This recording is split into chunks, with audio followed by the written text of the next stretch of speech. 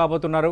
వెంటపాటి పుల్లారావు గారు, ఇక ట్రంప్ చేస్తున్న ట్వీట్ నుంచి ఈ రోజు వరకు చేస్తున్న ప్రకటనలు, చేస్తున్న హడావిడి, చేస్తున్న హోకరింపులు, చేస్తున్న బెదిరింపులు ఇవన్నీ మనం చూస్తున్నప్పుడు ఏమనుకోవాలి?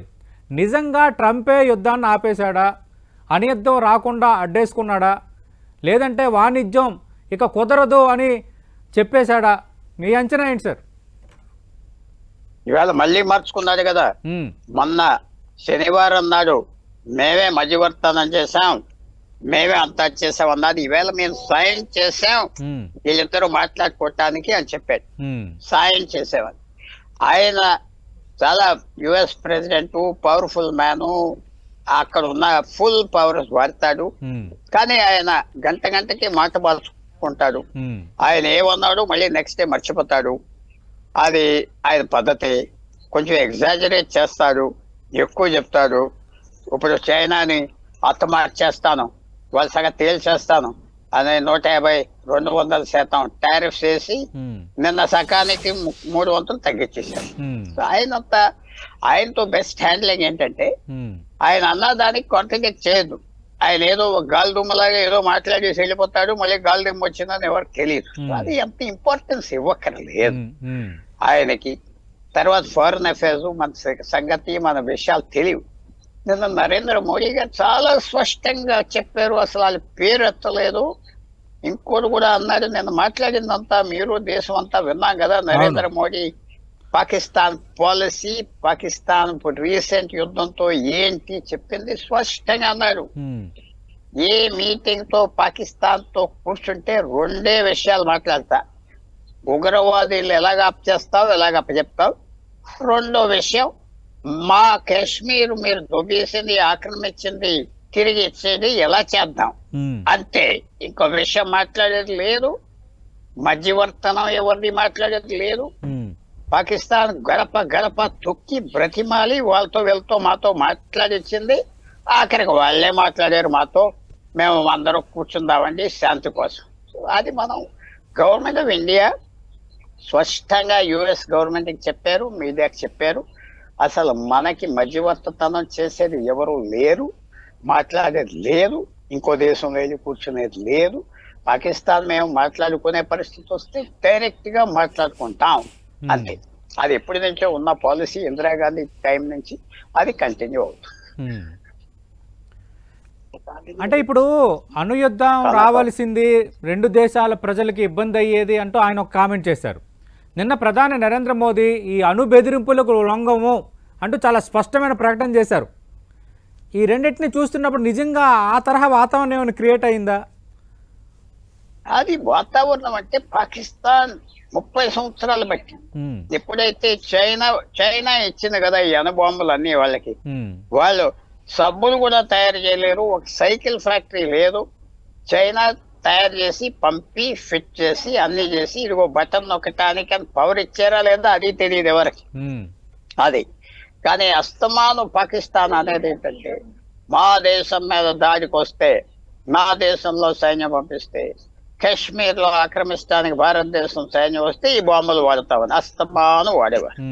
అది ఈసారి తెలిపోయింది కదా. ఇంకా భారతదేశం నరేంద్ర మోడీ గారు చెప్పింది ఏంటి, ఈ 3 రోజులు 7వ తారీఖు నుంచి దాదాపు 10వ తారీఖు 9వ తారీఖు వరకు జరిగింది ఏంటి, ఈ బాంబులు పెట్టుకుంటే పెట్టుకో, కాల్చుకుంటే కాల్చుకో, మాకు లెక్కలేదని యాక్షన్ లో చూపెట్టారు. నిన్న స్పీచ్ లో కూడా నరేంద్ర మోడీ ప్రధానమంత్రి ఒక ఇంపార్టెంట్ పాయింట్, మేము మీ బ్లాక్ మెయిల్ కి లొంగేది లేదు, అణుబాంబులు ఉండనే లేకపోయినాయి, మేము చేయవలసిన పని చేస్తాం, ముందరికి వెళ్ళిపోతాం చెప్పారు. ఇంకా అమెరికా లేదు, ఎవరు లేదు. ఒక చిన్న విషయం సతీష్ గారు, మన దేశంలో ఉన్న పాలసీ ఏంటంటే 1947 నుంచి అందుకునే అప్పుడు అమెరికాకి మన మీద కోపం ఉండేది.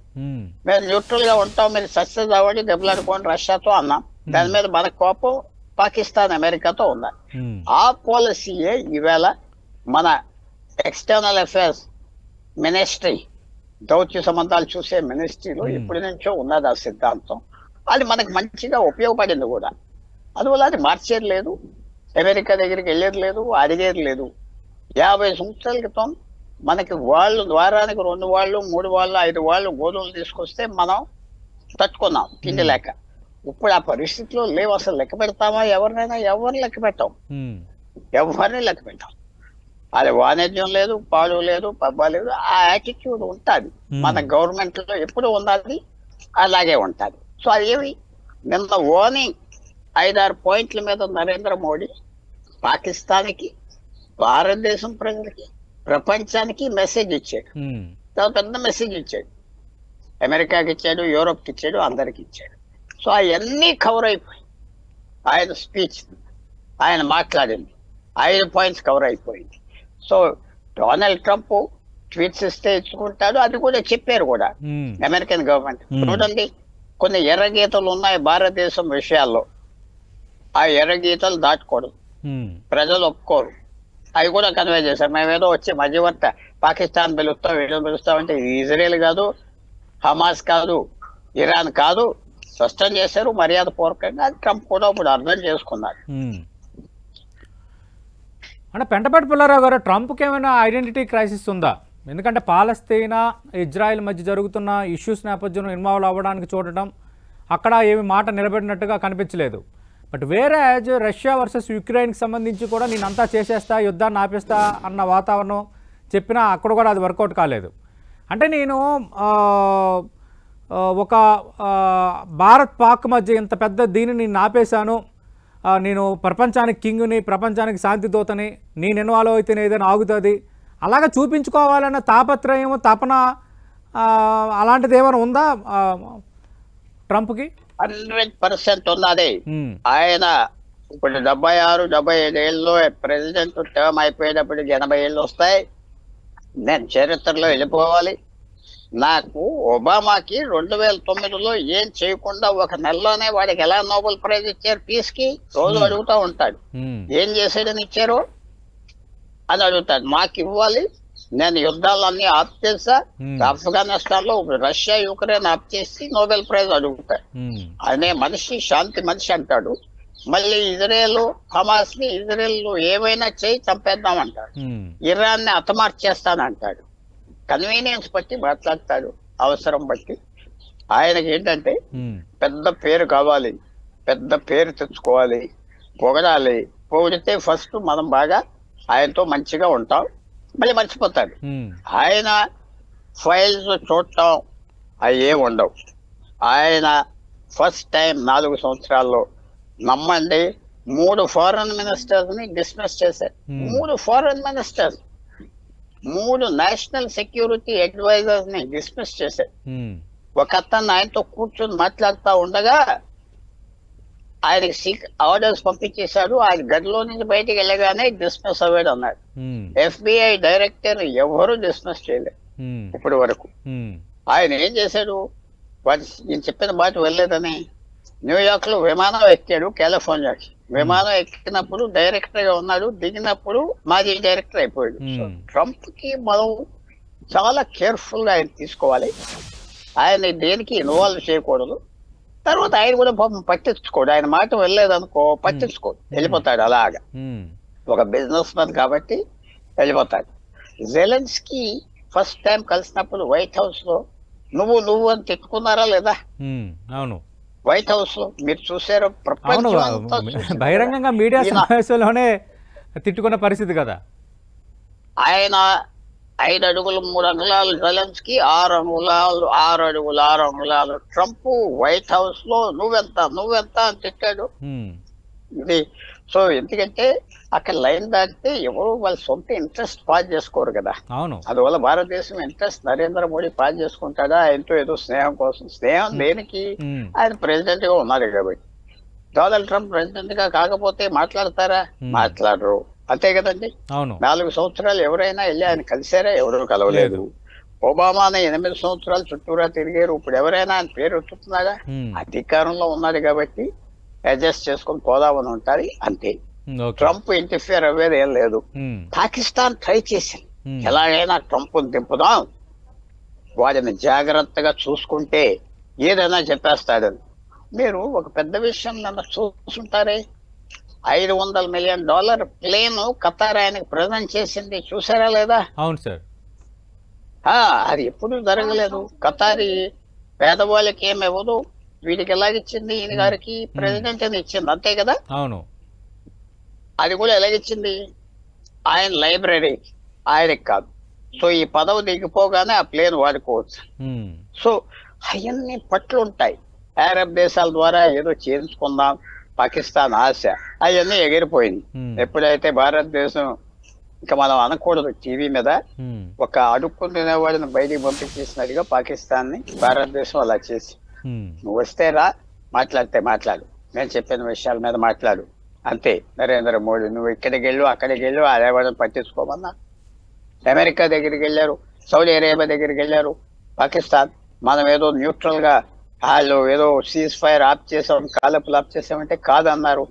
మీరు మాకు ఫోన్ చేసి అడగాలి అన్నారు. సచ్చినట్టు అడిగారా లేదా, నరేంద్ర మోడీ గారు నుంచి కన్ఫర్మ్ చేశాడు కదా. అవును. 3:30కి శుక్రవారం మాకు ఫోన్ చేశారు, 5:30కి మనం కూర్చున్నాం, శాంతి కాల్పులు ఆఫ్ చేస్తాం, మీరు ఆఫ్ చేయండి అని అడిగారు. అవును. అలాగుంటది. పాకిస్తాన్ ఫెయిల్ అయింది. ఏదో రకంగా ట్రంప్ తీసుకొచ్చి కూర్చోబెట్టేసి ట్రంప్ వాడుకుని, ట్రంప్ తో మళ్ళీ కశ్మీర్ ప్రాబ్లం ప్రపంచం అంతా ముందలకు వచ్చింది, ఏదో చేస్తాడు, వాళ్ళు చేయటానికి డ్రామా ఎగిరిపోయింది కదా. ఫెయిల్ అయిపోయిందా లేదా, ఫెయిల్ అయిపోయింది. ఎందుకంటే భారతదేశం స్ట్రాంగ్ గా ఉన్నది. భారతదేశం దౌత్య సెక్షన్ డిపార్ట్మెంట్ చాలా అనుభవిస్తుంది. బ్రిటిష్ టైం నుంచి ఉన్న పద్ధతులు ఉన్నాయి వాళ్ళ దగ్గర, ఎలా హ్యాండిల్ చేయాలి, ప్రతి సిచ్యువేషన్ కి ఫార్ములా ఉండాలి. ఉదాహరణ ఇస్తా, 1959 దలైలామా టిబెట్ నుంచి మెసేజ్ పంపాడు, బాబోయ్ నన్ను చైనీస్ అరెస్ట్ చేసి నన్ను చంపేస్తారు కూడా, పారిపోతానంటే 6 గంటలు వచ్చేయమన్నారు. నిర్ణయం జవహర్లాల్ నెహ్రూకి ఎస్ అన్నారు, తీసుకోవాలన్నారు. అలాంటి దౌత్య మంత్రాలయ మంది, మంచి ఎక్స్పీరియన్స్ ఉన్న వాళ్ళు ఉన్నారు. దానికి తగ్గట్టుగా జయశంకర్ కూడా మంచి పేరున్న వ్యక్తి మంత్రిగా ఉన్నారు. సో అన్ని కలిసి వచ్చింది. ఎలా చేయాలి పట్లు తెలుసు, ఆ పట్లు వాడతారు. సో డొనాల్డ్ ట్రంప్ ఆయన ఏం మాట్లాడినా ఎస్ అంటాం, ఆ పని చేయకపోతాం. వాణిజ్యం ఆఫ్ చేస్తే అది ఎవరు ఎత్తలేదు. ఏం ఆఫ్ చేస్తాడు వాణిజ్యం, ఉరుక్కునేలా మాట్లాడతాడు. ట్రంప్ ఇష్టం వచ్చింది మాట్లాడతాడు, అది తర్వాత మర్చిపోతాడు కూడా. మళ్ళీ జెలెన్స్కీ కాలు వేసుకున్నాడు, సారీ పబ్లిక్ గా తిట్టాను అంటే, పెద్ద మనిషి మీరు, అదే ఓకే అన్నాడు. మరి ఆ తిట్లు మనం ఎవరు మర్చిపోలేదు కదా. ట్రంప్ని ఇష్టం మనం అనకూడదు, టీవీ మీద తిట్లు చాలా అసహ్యంగా తిట్టాడు. ఏది బయటకు వచ్చాక. జెలెన్స్కీ ఆయన రియల్ లైఫ్ లో యుక్రెయిన్ ప్రెసిడెంట్ కొమీడియన్ గా బ్రతికాడు 25 సంవత్సరాలు యూరోప్ లో. ఆ వ్యక్తికి ఎంత తెలివితేటలు ఉంటాయి, ఎంత సెన్స్ ఉంటుంది. సో డొనాల్డ్ ట్రంప్ ఏంటంటే మన పద్ధతి, నరేంద్ర మోడీ గారి పద్ధతి, ఆయన ఏం అడిగినా చేస్తాను, నువ్వు చేసినా చేయకపోయిన తర్వాత కూడా చేసేస్తావు అను. టారిఫ్స్ 0, ఎస్, గొడవే లేదు, వెళ్ళిపోతాడు అలాగే. అందువల్ల మనకి చూసేది ఏంటంటే ఒక రకంగా మంచిగా ఉంది. పాకిస్తాన్ అవమానం పడిపోయారు కదా ఆఖరికి ట్రంప్ గురించి. ట్రంప్ ఏదో చేసేస్తాడంటే మీ దారి మీద చూసుకోండి అన్నారు ఆఖరి. సో మీ దారి మీద చూసుకుంటే రోడ్డు మీద ఉన్నారు. తర్వాత foreign minister, USA vice president, వాళ్ళంతా బాగా చదువుకున్న వాళ్ళు, సబ్జెక్ట్ బాగా తెలిసిన వాళ్ళు, వాళ్ళు మేనేజ్ చేస్తారు. ట్రంప్ ఇలా కాదండి అలా కాదంటే ఓకే. పెంటపాటి పుల్లారావు గారు మీరేం చెప్తారు సార్? అంటే వాణిజ్యాన్ని ఆపేస్తానని కూడా ట్రంప్ ఒక కామెంట్ చేశాడు. వాణిజ్యం ఆప్ చేస్తే వాళ్ళ వస్తువులు మనం కొనేయన్ని ఆగుతాయా? ఆ కంపెనీలు ఆయన ఊరుకుంటారా? మన విమానాలు, ఆయుధాలు అవన్నీ కొంటాను వాళ్ళ దగ్గర నుంచి, ఆయిల్. అది ట్రంప్ మాటలు కొద్దిగా ఆయన exaggerated type of speech. Americans కొంతమంది అలా మాట్లాడతారు. ఆ మాటలు గ్రేట్ కంట్రీ, ఇందాక అన్నారు మన రమేష్ గారు, అది ఒక ఎగ్జాజరేటెడ్ స్టైల్ ఆఫ్ మాట్లాడతారు. వాణిజ్యం ఆయన ఆఫ్ చేసేది లేదు, ఆగితే పోతుంది, అది పట్టించుకున్నది లేదు. రుక్కునే ఆయన ఏదో చేస్తాం. హెల్ప్లెస్ గా ఫీల్ అవ్వాడు ట్రంప్ అక్కడ. హెల్ప్లెస్ అంటే ఎవరు వింటలేదు కదా. మా పాకిస్తాన్ వినటానికి రెడీగా ఉంది. అది మీరు కూర్చోండి సార్, మీరు పెద్ద మనిషిగా చేయమంటే భారతదేశం అవతల పొమ్మన్నారు. భారతదేశం దగ్గర ఎలాంటి ఇనప సరుకు ఉన్నదో మొన్న అర్థం చేసుకున్నాడు డొనాల్డ్ ట్రంప్. ఏదో వెళ్ళి మెల్లిగా మాట్లాడతాం, ఆ వీసాలు వాళ్ళని ఏడిపించటం అవన్నీ ఉన్నాయి కదా, మెతగ్గా ఉన్నారని. ఓ రోజు వస్తుంది, నువ్వు మర్యాదగా ట్రీట్ చేస్తే చెయ్యి, భారతీయులు, లేకపోతే మేము సహాయించమని మన గవర్నమెంట్ మన పొలిటీషియన్స్ చెప్పే రోజు వస్తుంది. పిచ్చిగా ఆ దక్షిణ అమెరికా నుంచి అది ట్రంప్ కూడా జాగ్రత్త పడతాడు. ట్రంప్ని వ్యతిరేకించారనుకోండి వెనక్కి వెళ్ళిపోతాడు. మీరు లేకపోతే బులీ చేస్తాడు, అందరికి తెలుసు బులీ చేస్తాడు. కెనేడియన్ ప్రైమ్ మినిస్టర్ ట్రూడో ఇప్పుడు కొత్త ప్రైమ్ మినిస్టర్ ఎలా ట్రీట్ చేస్తున్నాడు, కొత్త ప్రైమ్ మినిస్టర్ మర్యాదగా ట్రీట్ చేస్తున్నాడు. మైక్ కార్ని వాడు ఒప్పుకొని అంటున్నాడు. అందువల్ల ట్రంప్ ఒక ఫ్యాక్టర్ కాబట్టి కొంచెం జాగ్రత్తగా హ్యాండిల్ చేసుకోవాలి, మర్యాద ఇవ్వాలి, పబ్లిక్ గా అవమానం చేయకూడదు, చాలా గొప్పోడు అని చెప్పాలి, తట్టుకుంటా పోవాలి. ఎందుకంటే పక్కన ఉన్న వాళ్ళు మనం ఎప్పుడు ఆ గౌరవాన్ని ప్రదర్శిస్తూనే ఉన్నాము, కానీ ఇంకా నేనే ఆపేశానని ఆయన క్లెయిమ్ చేసుకోవటం, దానిని మన వాళ్ళు డినై చేయటం, అది డినై చేశారు. ఎందుకంటే నేనే ఆప్ చేశానంటే అది ఒక రకంగా ఆయన ఇంటర్ఫియర్ అవినట్టుగా వస్తుంది కదా, మనం అడగలేదు కదా, ఇంటర్ఫియరెన్స్ అడగలేదు. ఇలాంటి రహస్యాలు దాకరంగా ఉండవు. మనం వెళ్ళి అడిగితే బయటకు వచ్చేస్తారు, ఎవరో లీక్ చేస్తారు అమెరికా నుంచి.